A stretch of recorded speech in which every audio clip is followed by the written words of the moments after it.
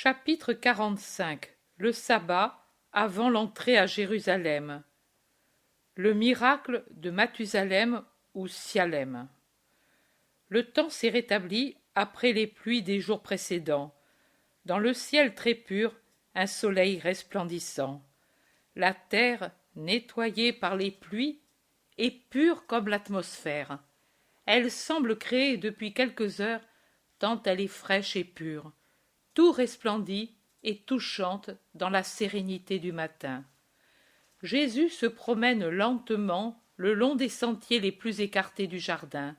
Seuls quelques serviteurs jardiniers observent cette promenade solitaire dans les premières heures du matin, mais personne ne trouble le maître.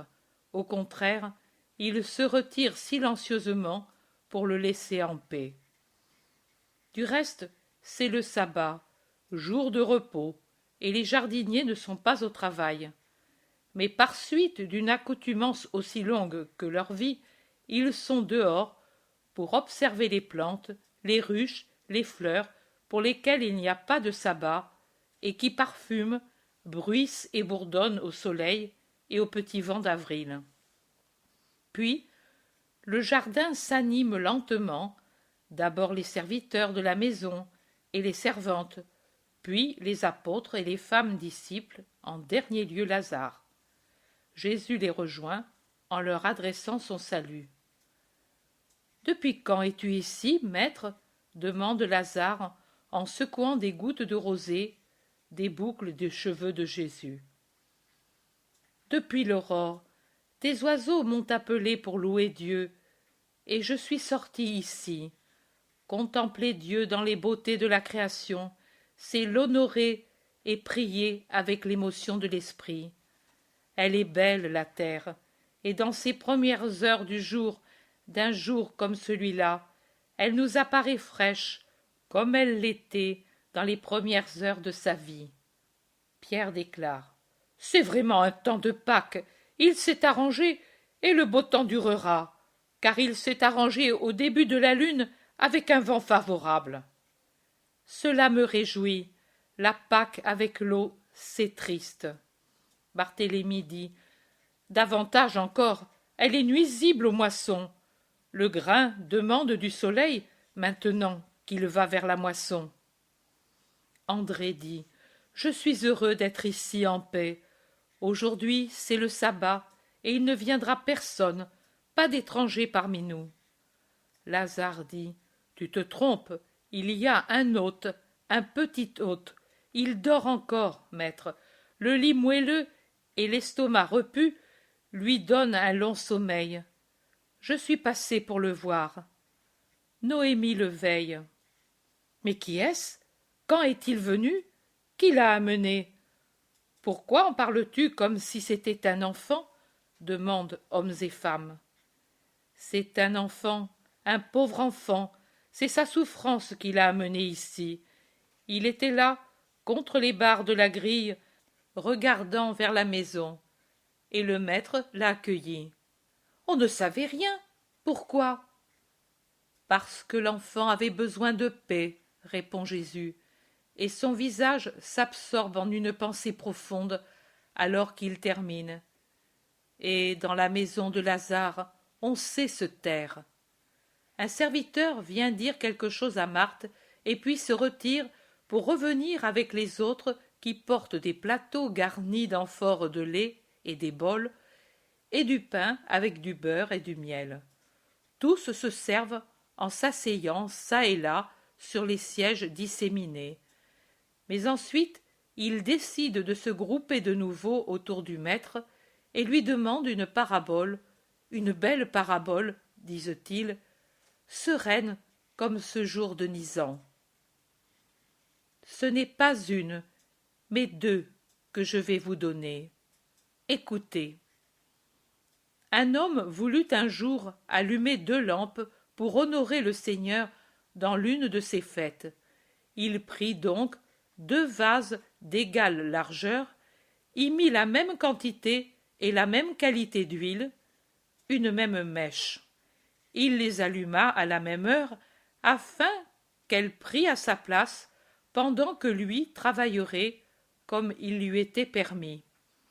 Il revint après un moment, et il vit que l'une des lampes avait une vive flamme, alors que l'autre avait une petite flamme, tout à fait tranquille, qui mettait tout juste un point lumineux dans le coin où brûlaient les lampes.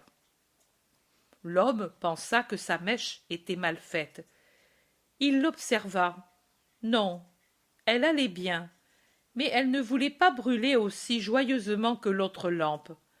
Celle-ci faisait vibrer sa flamme comme une langue de feu et paraissait vraiment murmurer des paroles, tant elle était joyeuse et tant, en s'agitant pour éclairer, elle avait jusqu'à un léger murmure. Cette lampe chante vraiment les louanges du Seigneur très haut, se dit-il, alors que celle-ci, regarde-la, mon âme, il semble qu'il lui pèse d'honorer le Seigneur, tant elle le fait avec peu d'ardeur. Et il retourna à son travail. Il revint après un moment. Une flamme avait encore plus monté, et l'autre avait encore plus baissé, et brûlait de plus en plus tranquille, alors que l'autre vibrait avec plus de splendeur. Il revint une seconde fois, c'était la même chose. Une troisième fois, la même chose, mais en venant la quatrième fois, il trouva la pièce pleine d'une fumée nauséabonde et épaisse, au travers de laquelle une seule petite flamme brillait.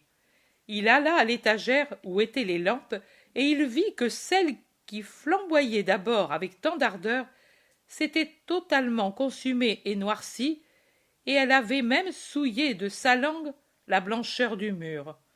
L'autre, au contraire, continuait, avec sa lumière toujours égale, d'honorer le Seigneur. Il allait parer à l'incident quand une voix se fit entendre près de lui.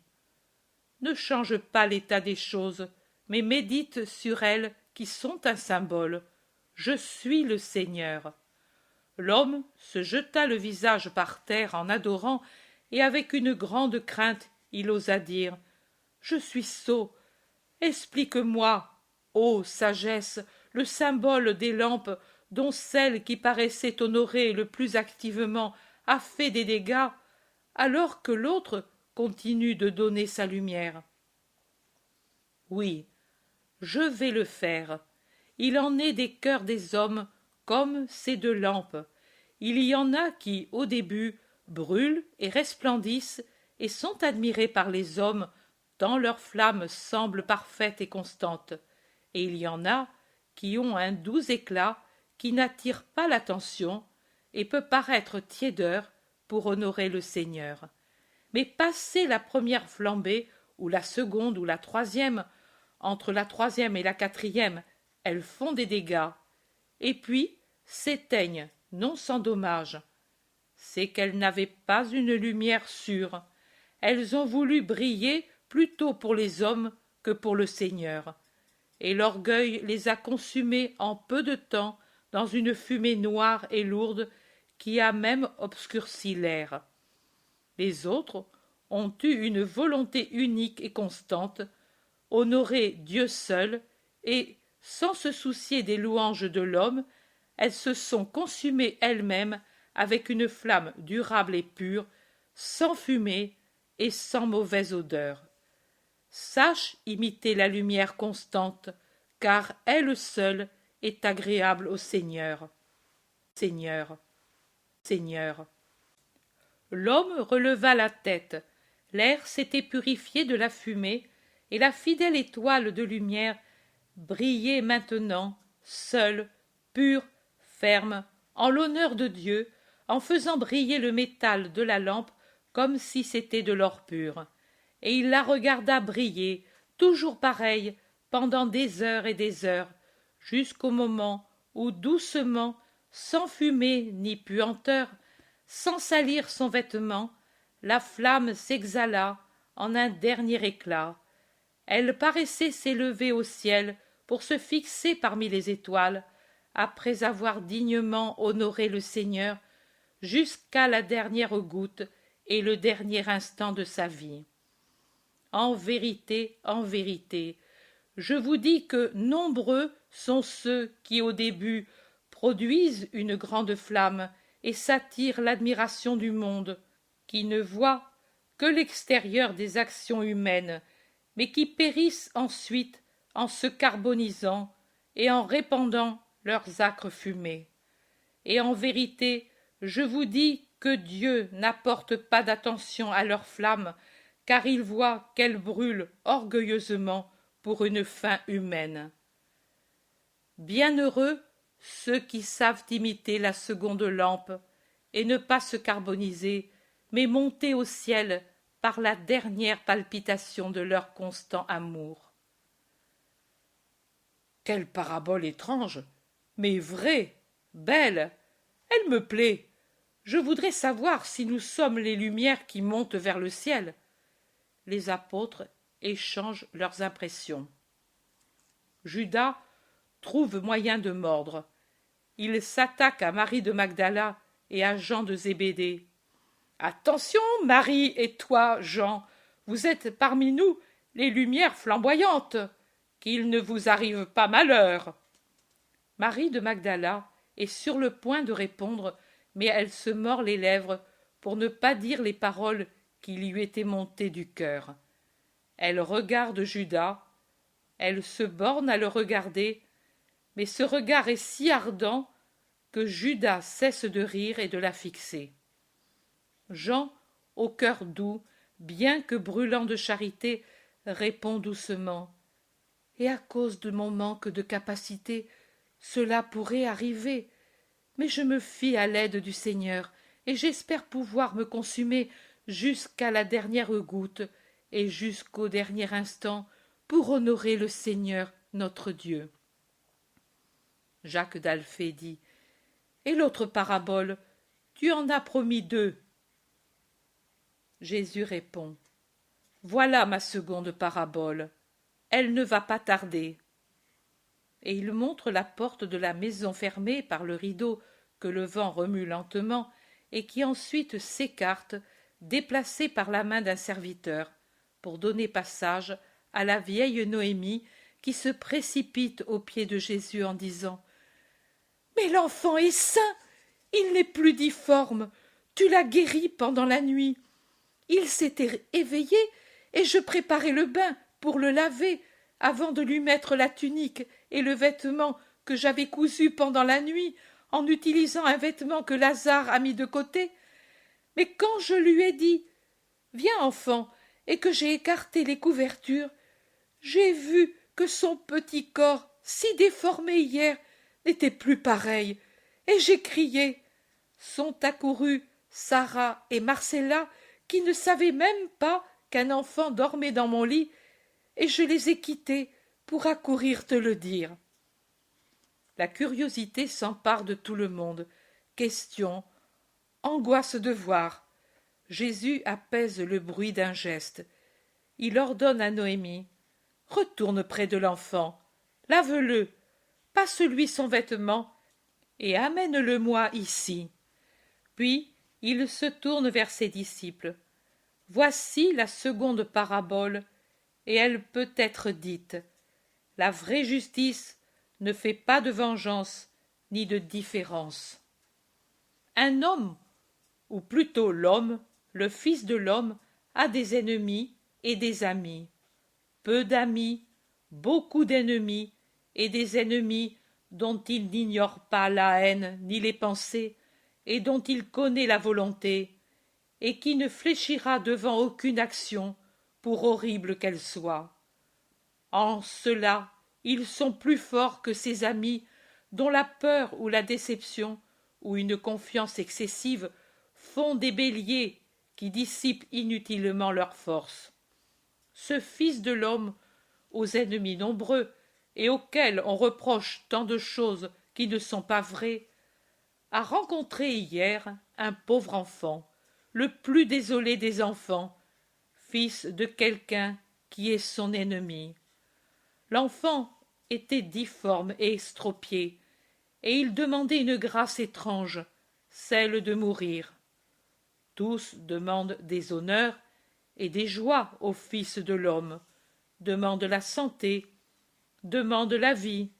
Ce pauvre enfant demandait de mourir pour ne plus souffrir. Il a déjà connu toutes les souffrances de la chair et du cœur, car celui qui l'a engendré et qui me hait sans raison est aussi l'innocent malheureux qui l'a engendré.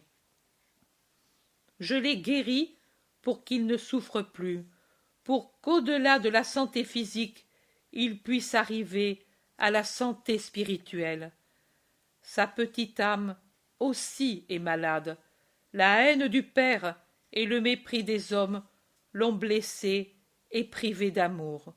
Il lui est resté seulement la foi dans le ciel et dans le Fils de l'homme auquel, ou plutôt auquel, il demande de mourir. Le voilà, vous allez l'entendre parler. L'enfant, peigné et lavé dans son petit vêtement de laine blanche que Noémie lui a cousu rapidement pendant la nuit, s'avance, tenu par la main, par la vieille nourrice. Il est petit, bien que n'étant plus courbé ni bancal. Il semble déjà plus grand qu'hier. Il a un petit visage irrégulier et un peu fané d'un enfant que la souffrance a rendu précocement adulte. Mais il n'est plus difforme. Ses petits pieds nus foulent le sol avec assurance d'un pas qui n'a plus la claudication de ceux qui sont bancals. Ses épaules amaigries sont bien droites dans leur maigreur. Le cou effilé les dépasse et semble long quand on le compare à hier, quand il s'enfonçait dans les clavicules asymétriques. Judas de Kériote s'écrie « Mais c'est le fils d'Anna de Naoum! Quel miracle malvenu! Tu crois qu'avec cela tu te rendras ami, son père et Naoum? Tu les rendras plus haineux. Ils souhaitaient seulement la mort de cet enfant, fruit d'un mariage malheureux. Je n'opère pas des miracles pour me faire des amis, mais par pitié pour les créatures et pour donner honneur à mon Père. Je ne fais pas de distinction ni de calcul, jamais, quand je me penche avec pitié sur une misère humaine. Je ne me venge pas de celui qui me persécute. Nahum prendra ton acte pour une vengeance. Je ne savais rien de cet enfant. J'ignore encore son nom. On l'appelle par mépris Mathusala ou Mathusalem. Maman m'appelait Sialem. Elle m'aimait, maman. Elle n'était pas méchante comme toi et comme ceux qui me haïssent, dit l'enfant avec un éclair dans les yeux, l'éclair de colère impuissante des hommes et des animaux trop longtemps torturés. Viens ici, Sialem, ici avec moi. Es-tu content d'être saint? Oui, mais je préférais mourir. De toute façon, je ne serais pas aimé. S'il y avait encore maman, cela aurait été beau, mais ainsi, je serais toujours malheureux. Le zélote dit, il a raison. Hier, nous avons rencontré cet enfant. Il nous a demandé si tu étais à Béthanie, chez Lazare. Nous voulions lui donner une obole, car nous croyions que c'était un mendiant, mais il n'en a pas voulu. Il était au bord d'un champ. Judas de Kériote dit, toi non plus, tu ne le connaissais pas? C'est étrange. Il est plus étrange que tu saches si bien ces choses. Oublies-tu que j'ai été parmi les persécutés, et ensuite parmi les lépreux, jusqu'au moment où je suis venu avec le maître? Et toi, oublies-tu que je suis ami de Naoum, qui est l'homme de confiance d'Anna? Je ne vous l'ai jamais caché. Nathanaël dit, bien, bien, cela n'a pas d'importance. L'important est de savoir ce que nous en faisons maintenant de cet enfant. Son père ne l'aime pas, c'est vrai, mais il a toujours des droits sur lui. Nous ne pouvons pas lui enlever ainsi son fils sans le lui dire. Il faut être prudent et ne pas les heurter, puisqu'ils semblent mieux disposés envers nous. Judas rit fortement sarcastique, et il n'explique pas pourquoi il rit.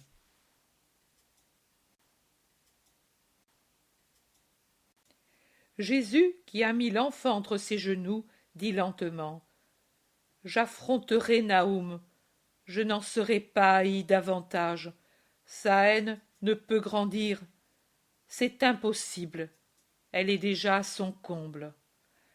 Analia, qui n'a jamais parlé, tout absorbée dans une de ces pensées qui la rend heureuse, dit: Si j'étais restée, il m'aurait plu de le prendre avec moi. Je suis jeune, mais j'ai un cœur de mère. Tu t'en vas? Quand? Demandent les femmes. Bientôt. Pour toujours? Et où vas-tu? Hors de la Judée? Oui, loin, très loin, pour toujours, et j'en suis si heureuse. Ce que tu ne peux faire, d'autres le pourront, si le Père le cède. Judas de Kériot promet: J'en parlerai à Naoum, si vous y tenez. C'est lui qui compte plus que le vrai père. J'en parlerai demain. André dit: Si ce n'était pas le sabbat, je serais allé trouver ce Josias qui l'avait en garde. Matthieu demande: Pour voir s'ils sont affligés de l'avoir perdu? Je crois que si une de leurs abeilles s'égarait, ils en seraient plus angoissés, bougonne entre ses dents Maximin, qui s'est approché depuis un moment. L'enfant ne parle pas. Il reste serré près de Jésus, étudiant les visages qui l'entourent, avec cette acuité de regard qu'ont souvent les enfants maladifs et qui ont vécu dans la souffrance. Il semble scruter les âmes plutôt que les visages, et quand Pierre lui demande: Que penses-tu de nous? L'enfant répond en mettant sa main dans la main de Pierre: Tu es bon. Puis il corrige: Tous bons. Mais je voudrais ne pas avoir été reconnu. J'ai peur. Et il regarde Judas de Kériot. De moi, n'est-ce pas? Que je parle à ton père. Mais certainement je devrais le faire, si je dois lui demander s'il te laisse à nous. Mais il ne t'enlèvera pas. Je le sais, mais il y a une autre chose. Je voudrais être loin, loin où va cette femme. Dans le pays de ma mère, il y a une mer bleue, au milieu de montagnes toutes vertes. On la voit tout en bas, avec tant de voiles blanches qui volent sur elle, et de belles villes autour. Et sur les monts, il y a tant de grottes où les abeilles sauvages font leur miel, doux, si doux. Je n'ai plus mangé de miel depuis que maman est morte et que j'ai été donnée à Josias. Philippe, Joseph, Élise et les autres enfants, eux s'en régalent, mais moi, non. S'ils avaient gardé le vase de miel en bas, je l'aurais pris, tant j'en avais envie, mais ils le mettaient sur de hautes étagères, et je ne pouvais monter sur les tables, comme le faisait Philippe. Moi, j'ai tant envie de miel. Ô pauvre fils, je vais t'en chercher autant que tu veux, dit Marthe émue, et elle s'éloigne rapidement. Mais d'où était sa mère? Demande Pierre. Judas explique. Elle avait des maisons et des propriétés près de ses fêtes. Fille unique, orpheline et héritière, déjà vieille, laide et légèrement bancale, mais très riche. Par l'intermédiaire du vieux Sadoc, le fils du bien-aimé d'Anna l'obtint en mariage.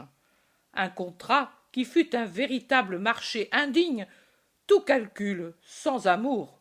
Il vendit l'avoir de la femme qu'il disait trop éloignée d'ici, sauf une maisonnette qui appartenait d'abord à l'intendant et que ce dernier avait eue en cadeau de l'ancien maître pour toute sa vie et celle de ses héritiers jusqu'à la 4e génération. Il perdit tout en spéculations malheureuses. Pourtant, moi, je n'y crois pas. Je sais en effet qu'il a, du côté de la rive, de belles terres qu'il n'avait pas avant. Puis, après quelques années de mariage, alors que la femme était déjà au bord de son déclin, ce fils naquit, et ce fut un prétexte pour renvoyer la femme et en prendre une autre de la plaine de Saron, jeune, belle et riche. La divorcée se réfugia chez le vieil intendant et y mourut. Je ne sais pas pourquoi ils n'ont pas gardé cet enfant. Le père le considérait mort. L'enfant répond: parce que Jean était mort, et aussi Marie, et les enfants s'en allèrent comme serviteurs autre part. Et qui devrait me garder, n'étant pas fils et ne pouvant pas travailler?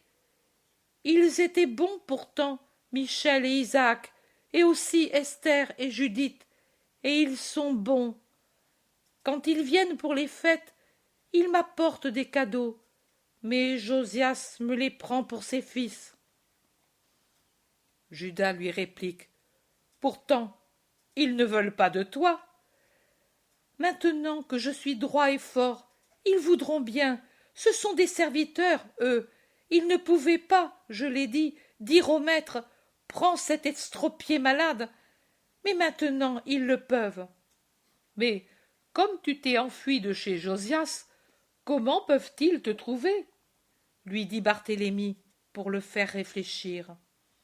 L'enfant est frappé par la justesse de l'observation et il réfléchit, car l'infirmité l'a rendu précocement réfléchi, comme elle a rendu précocement adulte son visage. Et il dit désespéré: c'est vrai, je n'y avais pas pensé. Retourne là-bas, ils vont venir ces jours-ci. Là-bas? Non, je n'y retourne pas. Je ne veux pas y retourner. Plutôt me tuer. Il entre dans une furie sauvage qui le bouleverse, mais ensuite il se renverse en larmes sur les genoux de Jésus en disant: pourquoi ne m'as-tu pas fait mourir?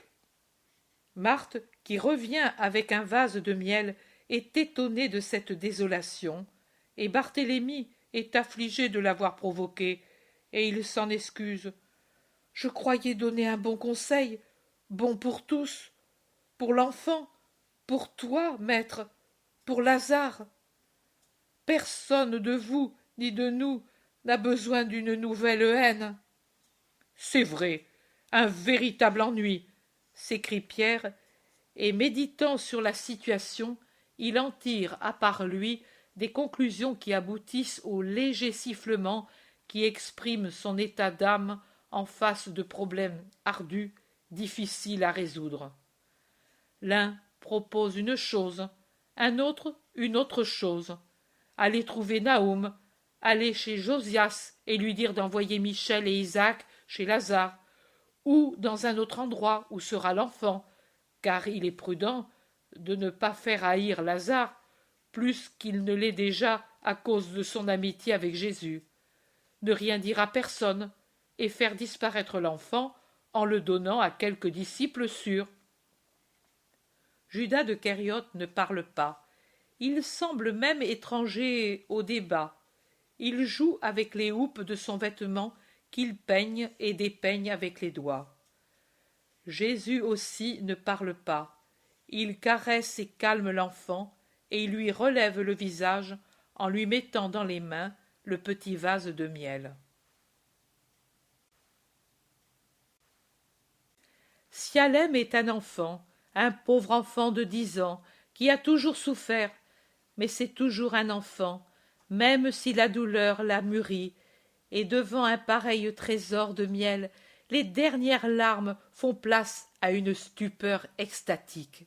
Levant ses yeux, son unique beauté, ses yeux châtains, grands, intelligents, et fixant alternativement Jésus et Marthe, il demande: combien puis-je en prendre? Une de ces cuillères ou deux? Et il montre la cuillère ronde en argent qu'il enfonce lentement dans le miel blond. Marthe, en le caressant, dit: autant que tu veux, enfant, autant qu'il te plaît. Le reste, tu le prendras demain ou plus tard. Il est tout pour toi. Tout pour moi. Oh, moi, je n'ai jamais eu tant de miel. Tout pour moi. Oh. Et il serre respectueusement le vase contre sa poitrine comme si c'était un trésor. Mais ensuite il sent que plus que le vase est précieux l'amour qui le lui donne, et il met le petit vase sur les genoux de Jésus. Il lève ensuite les bras, voulant enlacer le cou de Marthe penchée sur lui et la baiser. C'est tout ce que peut sa reconnaissance, tout ce qu'il peut donner, lui, l'enfant abandonné, qui n'a rien à donner. Les autres arrêtent de faire des plans pour observer la scène, et Pierre dit « Il est encore plus malheureux que Margiam, qui avait au moins l'amour du grand-père et des autres paysans. C'est bien vrai qu'il y a toujours des douleurs plus grandes que celles que nous avons jugées immenses. » Barthélemy pensif dit « Oui, l'abîme de la douleur humaine n'a pas encore découvert son fond. Qui sait combien de secrets il cache encore, et qu'il cachera pour les siècles futurs. » L'Iscariote ironique. « Tu n'as pas foi dans la bonne nouvelle, alors? Tu ne crois pas qu'elle changera le monde? C'est dit par les prophètes, et le maître le répète. Tu es un incrédule, Barthélemy. » Le zélote lui répond. « Je ne vois pas ce qui fait l'incrédulité de Barthélemy. La doctrine du maître procurera du réconfort à tous les malheurs, modifiera aussi la férocité des usages et des coutumes, mais elle n'éliminera pas la douleur, elle la rendra supportable par ses divines promesses des joies futures. Pour que la douleur soit abolie, ou du moins une grande partie de la douleur, car resteront toujours les maladies et les morts et les cataclysmes naturels, il faudrait que tous aient le cœur que possède le Christ, mais Iscariote l'interrompt. En effet, c'est ce qui devrait arriver. Autrement, à quoi aurait servi la venue du Messie sur la terre? Le zélote dit. C'est ce qui devrait arriver, disons-nous. Mais dis-moi, Judas, est-ce que cela peut-être est arrivé parmi nous? Nous sommes 12, et depuis 3 ans, nous vivons avec lui. Nous absorbons sa doctrine, comme l'air que nous respirons. Eh bien, sommes-nous tous saints, nous les 12? Que faisons-nous de différent de ce que fait Lazare, de ce que font Étienne, Nicolaï, Isaac, Manahan, et Joseph et Nicodème, et les femmes et les enfants? Je parle des justes de cette patrie qui est la nôtre. Tous ceux-ci, sages et riches, ou pauvres et ignorants, font ce que nous faisons, un peu bien, un peu mal, mais sans se renouveler complètement. Je te dis même que beaucoup, beaucoup nous sont supérieurs. Oui, beaucoup de ceux qui le suivent nous sont supérieurs, à nous les apôtres. Et tu prétendrais que le monde entier prenne le cœur que possède le Christ, alors que nous les apôtres, ne l'avons pas pris? Nous sommes devenus plus ou moins meilleurs. Espérons du moins qu'il en est ainsi, car l'homme a du mal à se connaître et à connaître le frère qui vit à ses côtés. Il est trop opaque et épais le voile de la chair, et la pensée de l'homme est trop attentive à ne pas se laisser pénétrer pour que l'homme comprenne l'homme.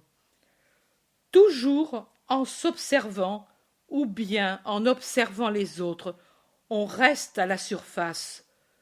Soit quand il s'agit de nous examiner, car nous ne voulons pas nous connaître pour ne pas souffrir dans notre orgueil ou de la nécessité de changer, soit quand il s'agit d'autrui, car notre orgueil d'examinateur fait de nous des juges injustes et l'orgueil de celui que l'on examine se serre, comme une huître le fait avec ses valves, sur ce qu'elle a en son intérieur. Bien parlé, Simon, tu as vraiment dit des paroles de sagesse, approuve Jude Thaddée, et les autres font chorus. L'Iscariote réplique. Et alors, pourquoi est-il venu, s'il ne doit rien changer? Jésus prend la parole. Beaucoup de choses changeront, pas tout, parce que contre ma doctrine, il y aura dans l'avenir ce qui déjà agit, la haine de ceux qui n'aiment pas la lumière, car contre la force de ceux qui me suivent, il y aura celle de ceux qui suivent Satan. Combien, sous combien d'aspects? À ma doctrine immuable, parce que parfaite, combien de doctrines hérétiques toujours nouvelles seront opposées, que de douleurs elles feront germer. Vous ne connaissez pas l'avenir. À vous, il semble qu'elle est grande la douleur qui se trouve maintenant dans le monde. Mais celui qui sait voit des horreurs qui ne seraient même pas comprises si je vous les expliquais. Malheur si je n'étais pas venu pour donner aux hommes à venir un code qui freine les instincts chez les meilleurs et une promesse de paix future. Malheur si l'homme n'avait pas, à cause de ma venue, des éléments spirituels capables de le garder vivant, dans la vie de l'esprit, de le garder sûr d'une récompense. Si je n'étais pas venu, avec la succession des siècles, la terre serait devenue un vaste enfer terrestre, et la race humaine se serait déchirée et aurait péri en maudissant le Créateur. Judas dit: Le Très-Haut a promis de ne plus envoyer de châtiment universel comme le déluge. La promesse de Dieu ne se trompe pas. Oui, Judas de Simon, c'est vrai, et le Très-Haut n'enverra plus de fléaux universels comme le déluge. Mais les hommes se créeront par eux-mêmes des fléaux de plus en plus atroces par rapport auxquels le déluge et la pluie de feu qui détruisit Sodome et Gomorrhe paraîtraient des châtiments de pitié. Oh! Jésus se lève en faisant un geste de pitié angoissée pour les gens de l'avenir. C'est bien, tu sais, mais en attendant, qu'allons-nous faire pour lui? Demande l'Iscariote en montrant l'enfant qui déguste son miel à petite dose et est tout à fait heureux. À chaque jour sa peine, demain le dira.